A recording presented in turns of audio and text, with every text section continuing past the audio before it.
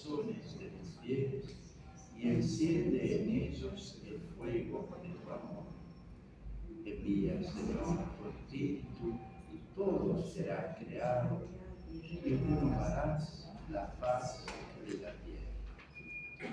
Oh Dios, que has iluminado los corazones de tus hijos con la luz del Espíritu Santo, concédenos por este mismo Espíritu conocer todo lo que es de tu agrado y gustar siempre de su consuelo.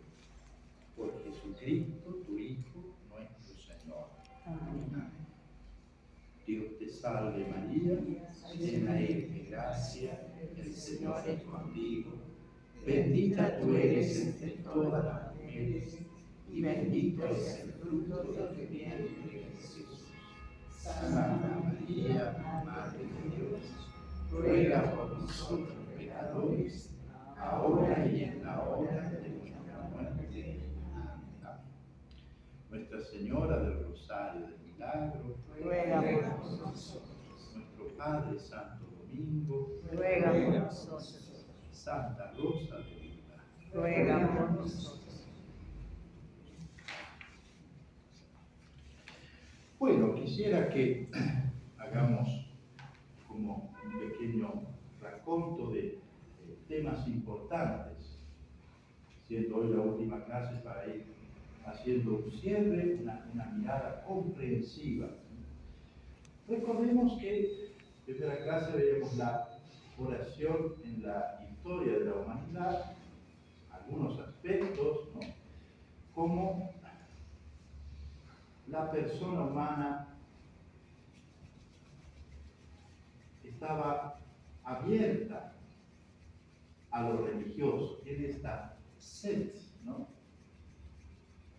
de Dios, sed del absoluto, sed de trascenderse a sí mismo, sed de buscar el fundamento de todas las cosas y a la vez un horizonte mucho, mucho más amplio que la mera realidad que le circunda. Esta sed de Dios, esta apertura.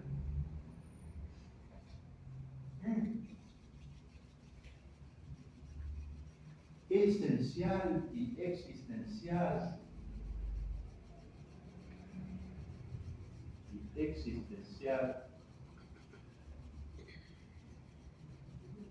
Esencial porque su constitución, o sea, su ser espiritual está abierto a lo divino, y existencial en el transcurso de esta existencia que busca el ser de Dios, hacia Dios o lo divino.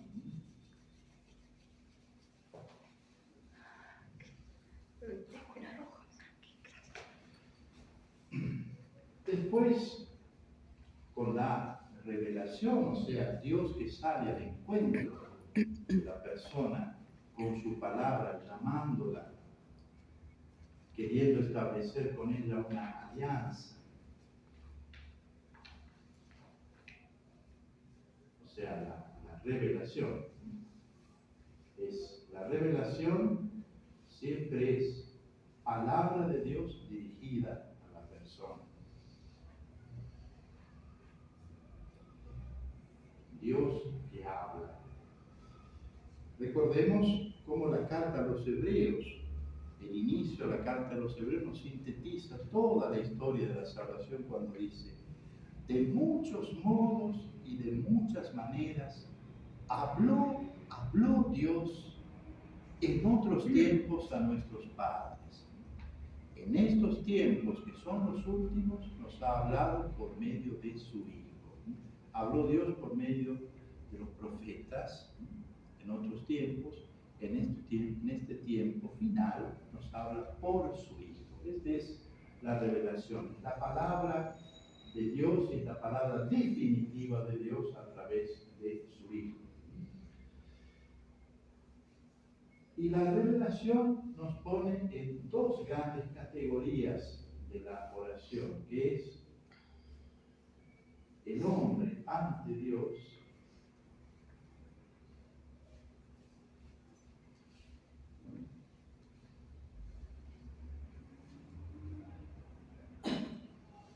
es toda su realidad de criatura, y en la plenitud de la alianza en Cristo Jesús, el hombre en Dios.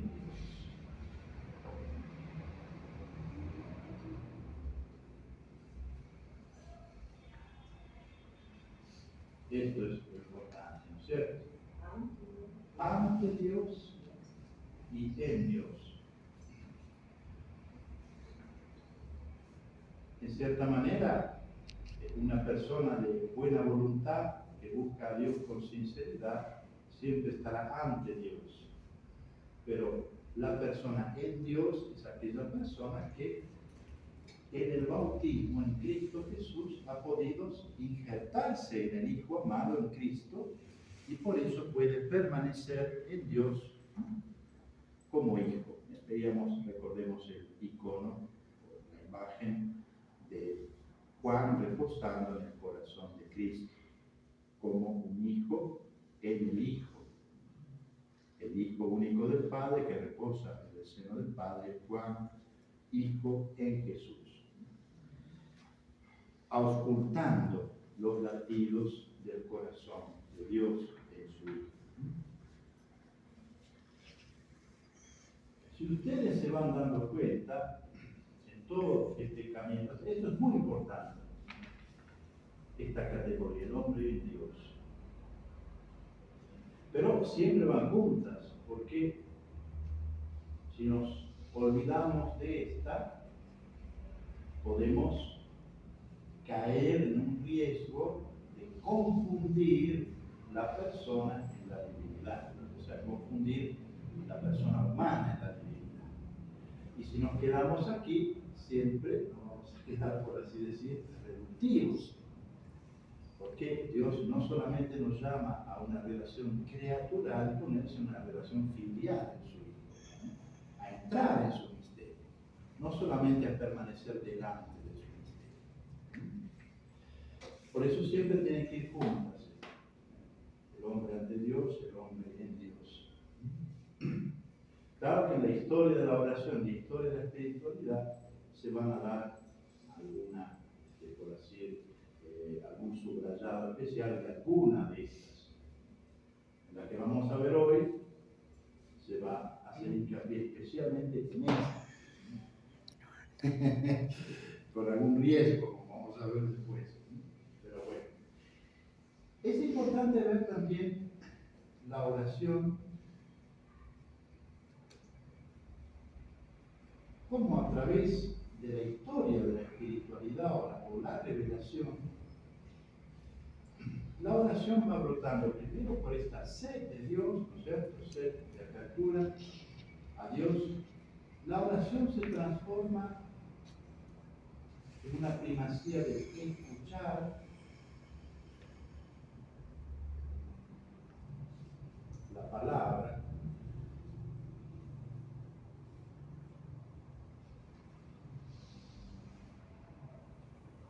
como Juan, ¿no es cierto?, ocultando el corazón de Cristo. Y en otras escuelas de espiritualidad se acentúa el ver la palabra.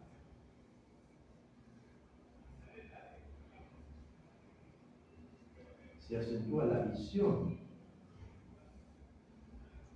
Esto es muy de la matriz judeo-cristiana. La escucha.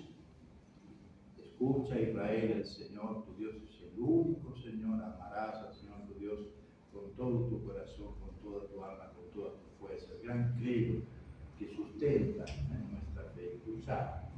El ver en una gran matriz griega, ¿no es cierto?, la teoría, la visión, pero también, atención, la palabra se hizo carne, entonces la palabra se hizo visible. Es el misterio del verbo de Dios hecho carne, que se puede ver.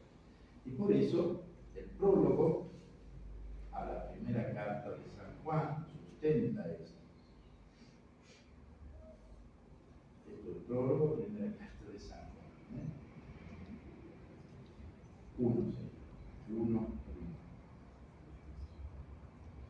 Lo que existía en un principio, lo que hemos visto, lo que hemos oído, lo que contemplaron nuestros ojos, lo que palparon nuestras manos acerca del verbo de vida o la palabra de vida, porque la vida se ha manifestado.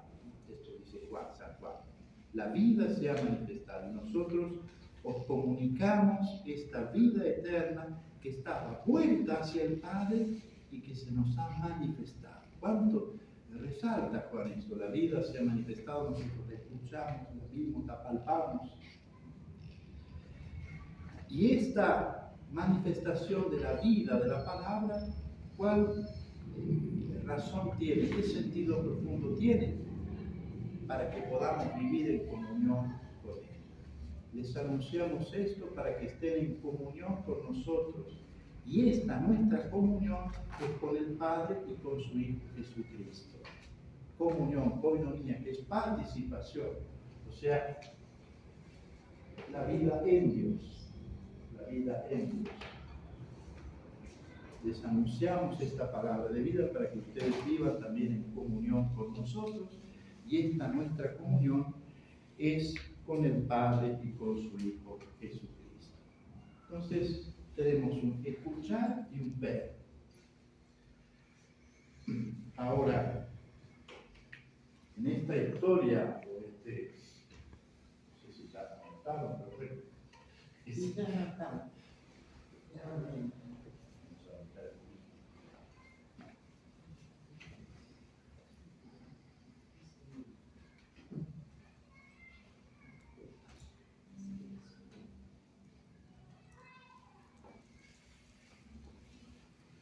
podemos decir que las escuelas de oración en la iglesia siempre van a estar como fluctuando entre un oír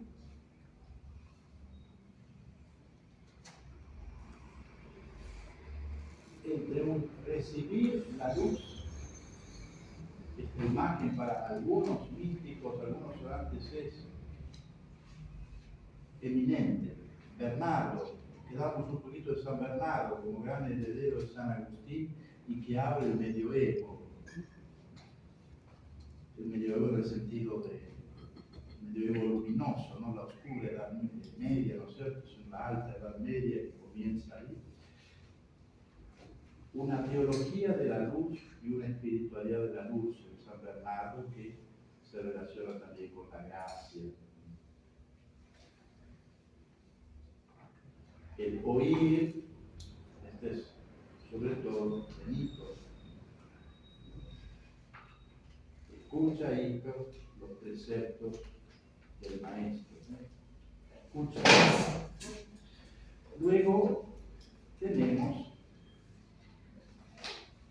en el tardo medioevo y luego los grandes místicos carmelitanos, Teresa de Jesús, Juan de la Cruz, el tema del fuego. Y ya también lo veíamos. Casiano, por ejemplo, hablaba de esa oración ígnita, esa oración del fuego. La experiencia de Dios como fuego, con la gracia como fuego. Entonces, es importante ver esto, ¿no es cierto? Una preponderancia del oído, otro de la visión y otro más de una experiencia directa.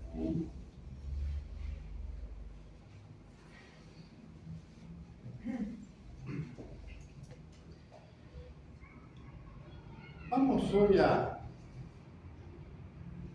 introducirnos un poquito en lo que fue el movimiento de las beguinas. Un movimiento muy rico de espiritualidad en la iglesia y que es heredero de toda esta espiritualidad de San Agustín, de San Bernardo y también muy ligada a las órdenes mendicantes que acaban de nacer en el medioevo, franciscanos o los frailes menores, los frailes predicadores. Vamos a poner el nombre acá.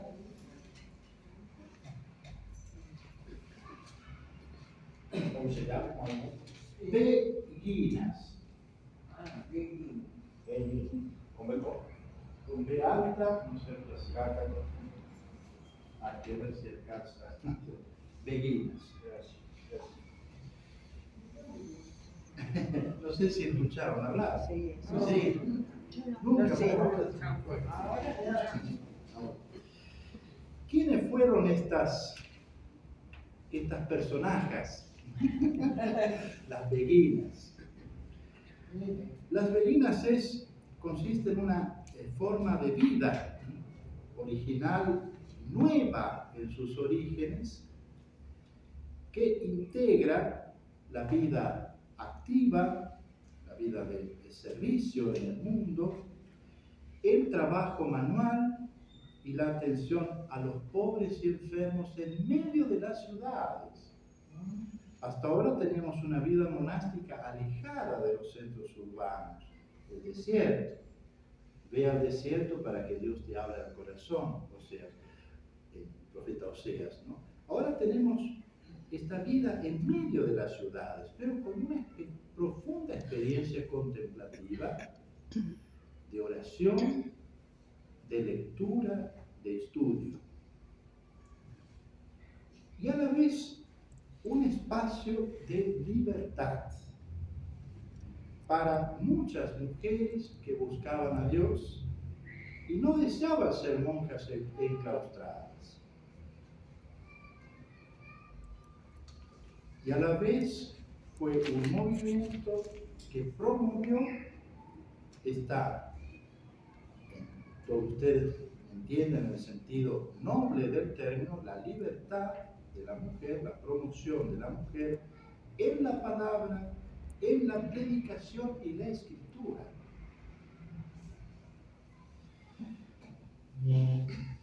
¿Cuáles son los nombres o las figuras, por así decir, descollantes de este movimiento de las beguinas? Estamos mediados del 1200 hasta fines del 1400, todo ese lapso. Después va decayendo mucho, pero la última beguina en Bélgica murió en 1974. Ahí se cerró hasta ahora se fue conservando todo ese movimiento laical, ahora lo llamamos laical, ¿no es cierto?, de estas mujeres consagradas en el mundo. Esto para que veamos, a veces nosotros vemos, es decir, la consagración en el mundo es algo de ahora, pero fíjense, ¿no es cierto?, la historia que hay. Pero vamos a ir despacio, no vamos a ir adelantando, porque una figura importante de estas beguinas es Matilde, o Mectildis, ¿no es cierto?, pero bueno, Matilde de Magdeburgo. Si me falta una. Ahí está.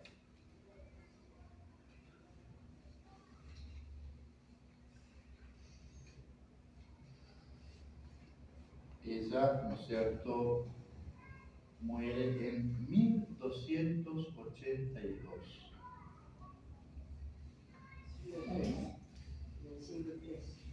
Después tenemos esta preciosa figura, poeta, mística,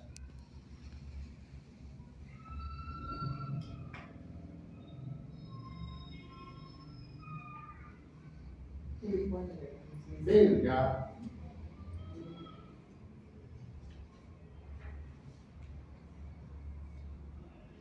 Habit, ¿no es cierto?, de Amberes, Habit.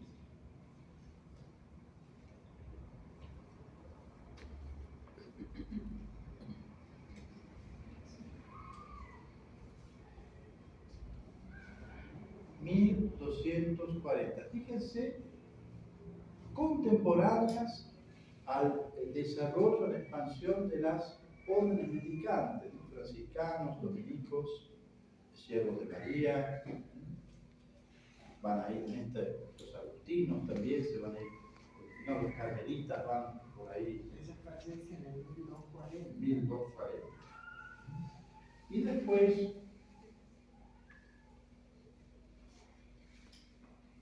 esta almita, que requeriría toda una clase especial para ella, pero esta la deben conocer, pobrecita.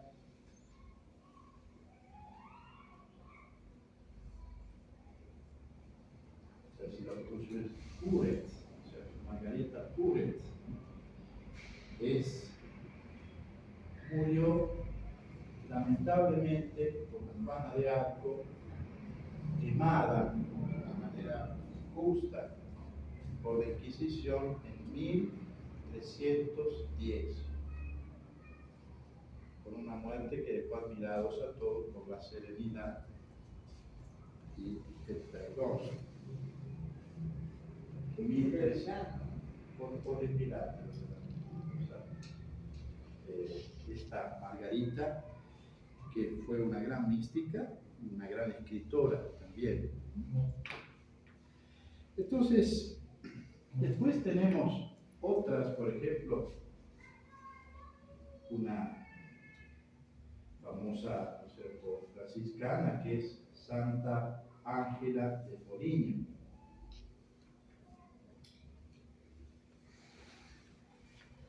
Pero ella, ¿no es cierto?, estuvo amparada por la tercera regla franciscana, pero también tiene toda la característica de una beguina, pero en Italia, con otro santo.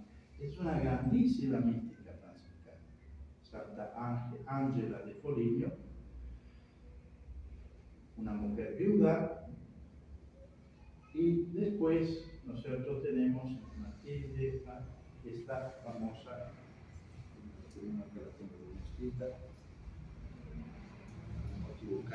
Matilde de Burgos, ¿dónde es? Es de Alemania. Alemania. Y la de abajo también, Bélgica. Esa es No, de Bélgica. Mira, no hay país. Es de Alemania. Ja, det er Holland, ahora Países Bajos. Puede ser, ¿cierto? Sí, ahí está, Países Bajos. Países Ahí está. Bajos, ahí. Y esta, sí, esta murió en París. Italia, París, Margarita. Está la tierra de San Francisco. Y nos falta esta que es inglesa, esta sí la deben conocer, Juliana de Norwich. No sé si se pronuncia bien así, Norwich. Qué lindo saber de dónde. Sí.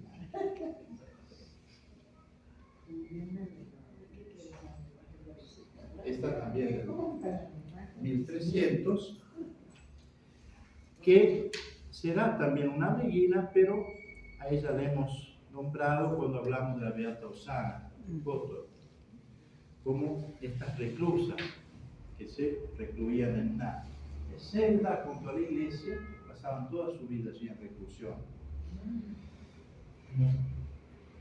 Entonces, este movimiento de las beguinas se da en una promoción de la dignidad humana, en el cuidado de los enfermos, de los excluidos.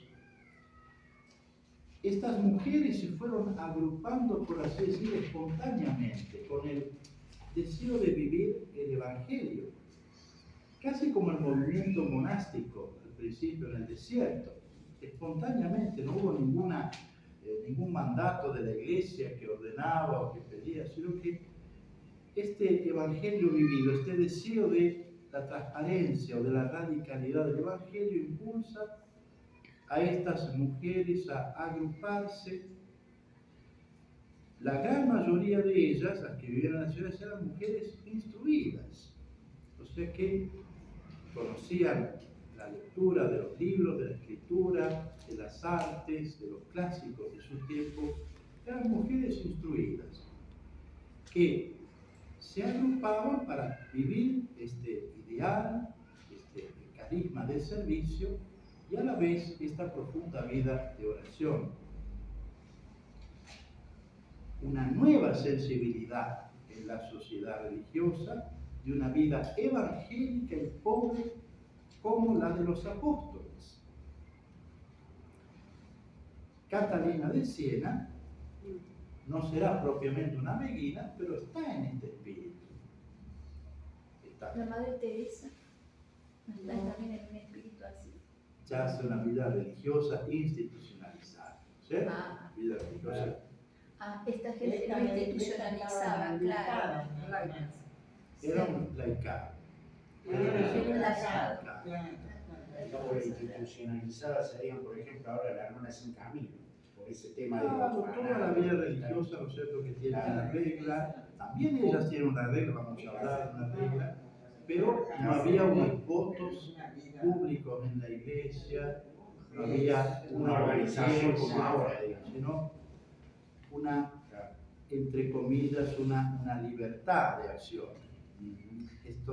Eso también hacía la riqueza de su vida, de poder incidir en el mundo, en la sociedad, en el servicio, poder escribir, poder predicar, entre comillas, cosa que no se podía hacer tan fácilmente si estaban dentro de un monasterio o de una... sí, la vida religiosa que existía entonces era la vida de clausura.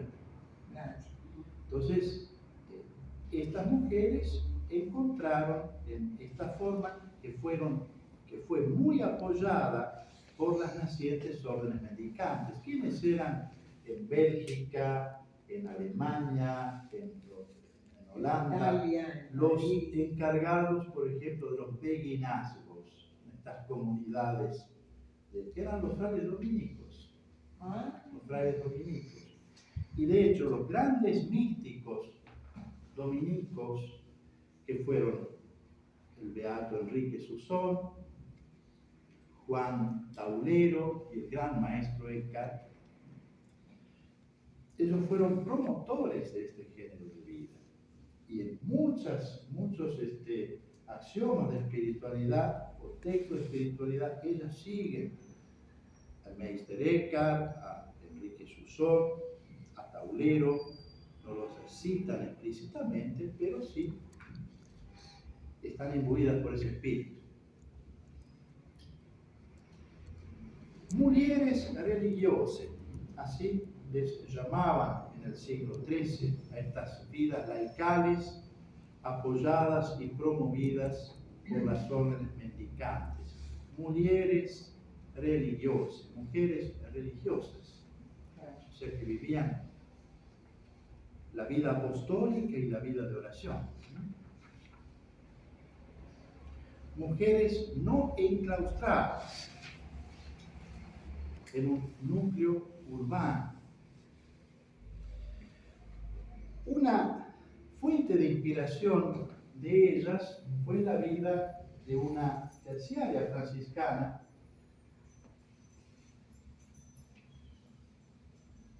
que es Isabel de Hungría.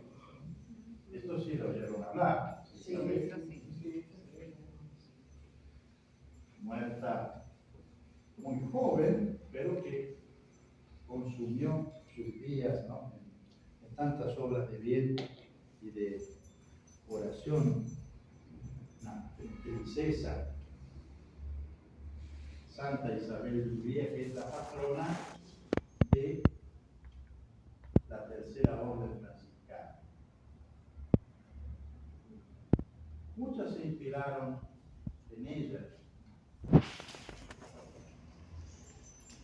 Isabel de Turingia, ¿cierto?, 1207 al 1231.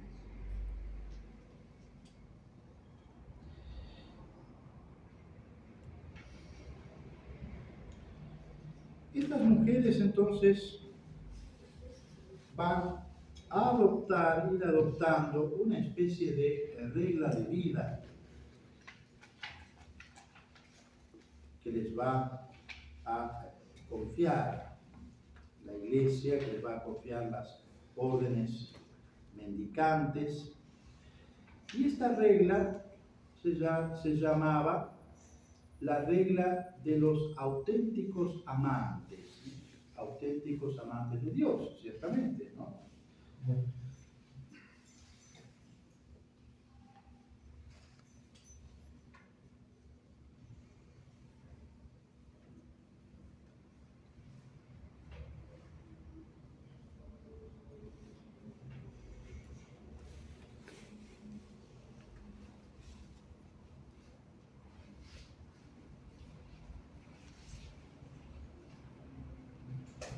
Fíjense entonces cómo ponen la primacía en el amor de Dios, y ese amor de Dios que se traduce en el servicio concreto a los pobres, a los difuntos. Tantas se encargaban, por ejemplo, de los ritos funerarios, sobre todo en una Europa que estaba siendo asolada por las pestes, por la guerra.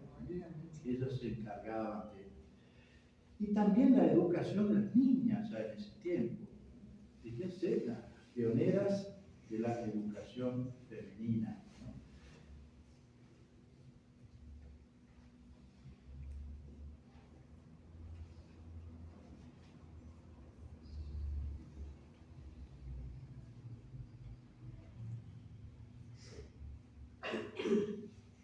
Vides Trinitatem si caritates vides, caritatem vides. Ves la Trinidad si ves la caridad.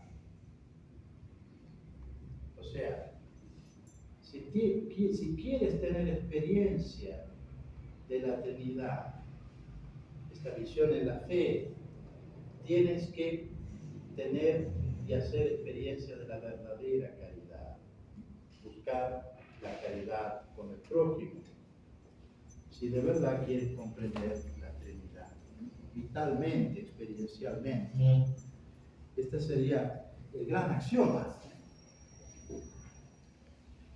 de estas beguinas.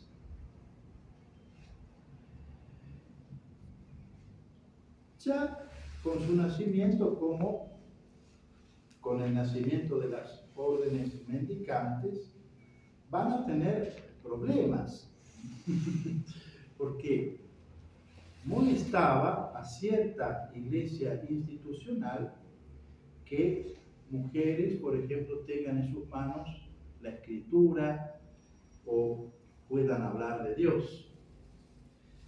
Entonces, fíjense, por ejemplo, Matilde, esta famosa Matilde de Magdeburgo, en un proceso que tiene que justificar sus intervenciones, sus escritos, ella va a escribir, relatando esa experiencia de Dios que ella tiene, esa luz divina. La verdad más insignificante que allí vi, escuché y conocí, fíjense primero la visión, la verdad más insignificante que allí vi, escuché y conocí, ese conocimiento experiencial, no se puede comparar con la sabiduría más elevada que haya sido mencionada alguna vez sobre esta tierra. La sabiduría de la mera inteligencia, de la mera búsqueda o de la inquisición de Dios. Esta es una sabiduría experiencial. Allí dentro de la visión de Dios, allí dentro vi cosas nunca escuchadas. Pues yo no soy docta en las Escrituras. Y dice, ahora temo a Dios si callo, porque lo que ha visto debe anunciarlo, debe proclamarlo. Temo a Dios si callo. Y temo a su vez a personas sin conocimiento si escribo. Personas sin conocimiento en el sentido de que no han hecho esa experiencia de Dios como ella. Por ejemplo, algunos teólogos que se oponían a ellas, a estas mujeres. Temo a su vez a personas sin conocimiento si escribo. Está en esa dicotomía, en esa tirantez. Dios la mueve a hablar lo que le reveló, lo que le comunicó, pero a la vez tiene miedo de estas personas sin este conocimiento experiencial, claro. Padre, La llamarían a silenciar. Sí. ay, disculpe. Sí. Ahí es el primer parte cuando dice lo que hay vi, lo que Sí, está sí. hablando no de la escritura, sino de una experiencia De una experiencia mística. Ah, Claro, bien. una experiencia mística que a la vez, ¿no es cierto?, la experiencia mística no es que sobrevalora la escritura, sino que precisamente lee dentro de la escritura, va a la realidad.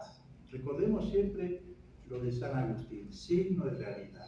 Las palabras de la escritura son signos que nos llevan nos encaminan rectamente a la realidad misma de Dios. Entonces, ella ve esa realidad. Siempre, ¿no?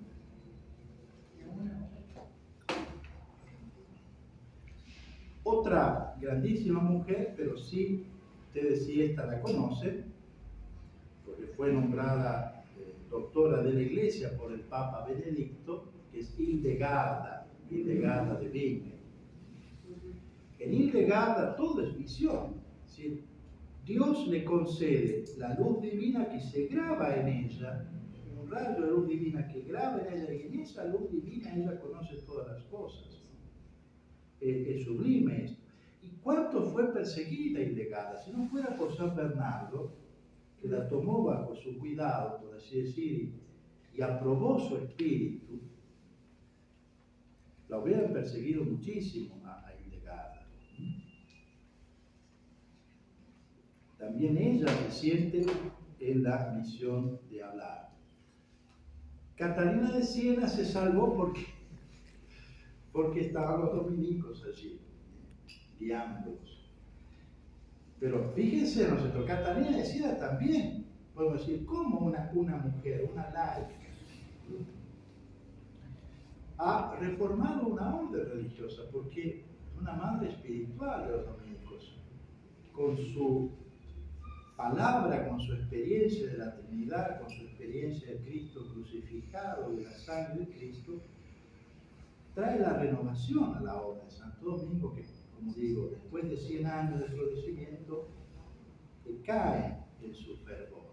Comienza esa renovación de la orden gracias a los discípulos de Santa Catalina, Raimundo de Capua, Juan Dominici, y de ahí Antonino de Firenze, Frangélico.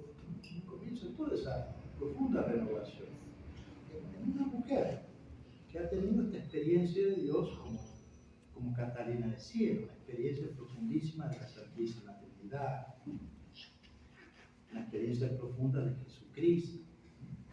Entonces, pero Catalina estaba, por así decir, institucionalizada, estaba al cuidado de la orden dominicana.